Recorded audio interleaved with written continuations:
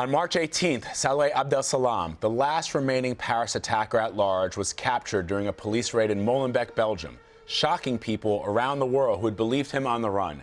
Now it seems that while the world's focus was on Molenbeek, Abdeslam, too, was there. Police in Belgium have arrested several people linked to the attacks. Belgium remains on high alert. What is it about Belgium that makes it a breeding ground, so to speak, for jihadis?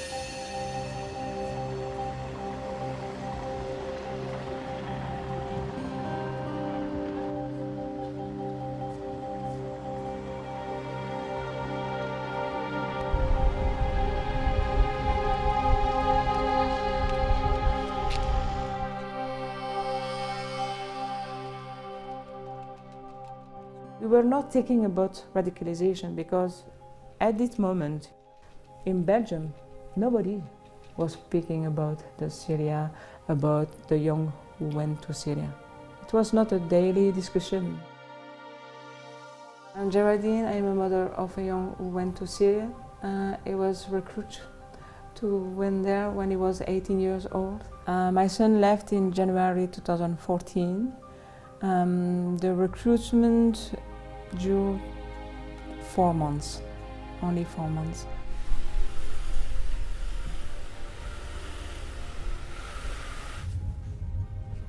So this is number 30. This is the home of Abdeslam, one of the men whose car was found near the Bataclan theater. He's still at large as of today. You could see we're literally across the street from the town hall. The other man, the guy who was supposedly responsible for planning the Paris attacks, Abaoud, he also grew up in Molenbeek. These guys were friends. They grew up together. The question is, what happened? What happened to take them from this community to this horrific attack committed in Paris on Friday the 13th of November?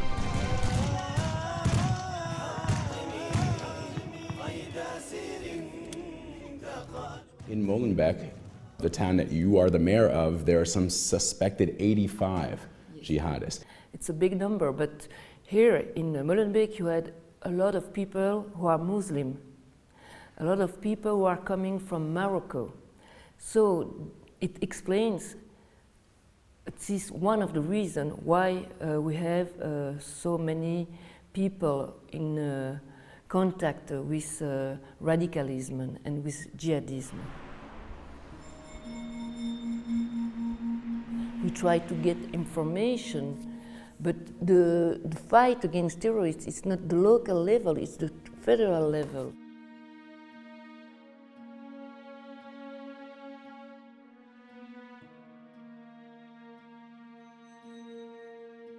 As parents responsible, we say we must do something else to stop him. And it was very difficult to do that, but we go to the policy office. The policy officer say, okay, I will write a special sentences on the folder, so they will automatically block your son.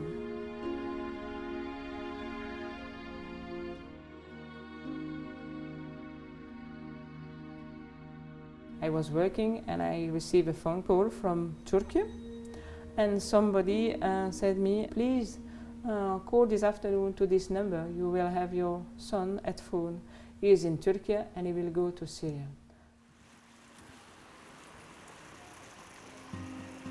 That in Belgium there are multiple languages spoken.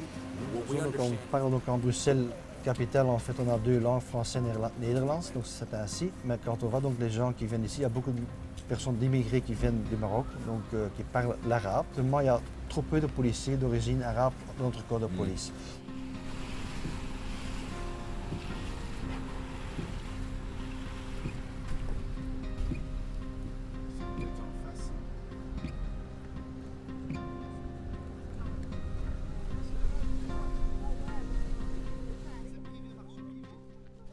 One time he said to me, Mom, I would like to come back in Belgium. I say, Anis, I will buy the ticket. Where you want, be sure.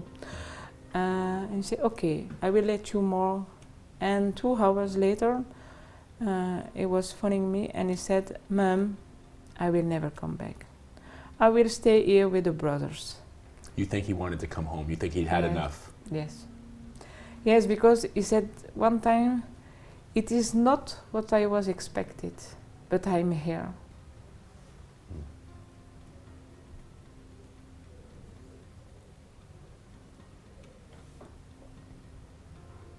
What do you think he meant by that? What do you think he meant? I don't know. And I prefer to not to know.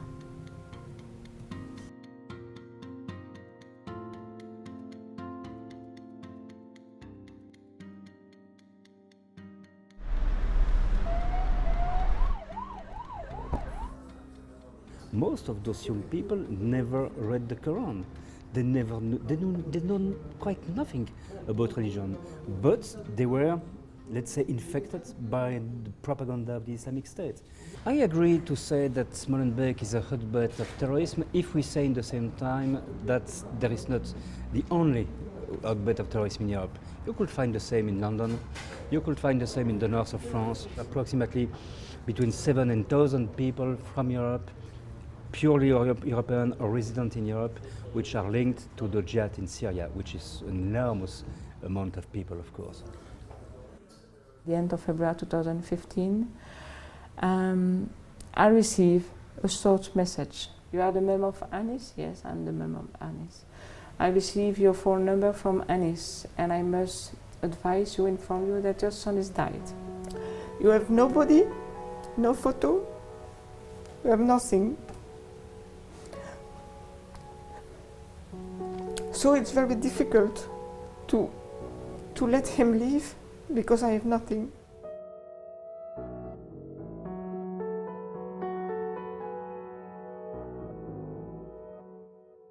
I hate the recruiters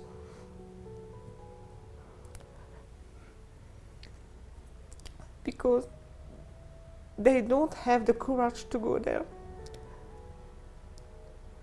But they have the courage to send the young people there. And I hate also the policy, why they don't block, why they don't help me, that follow me to stop my son.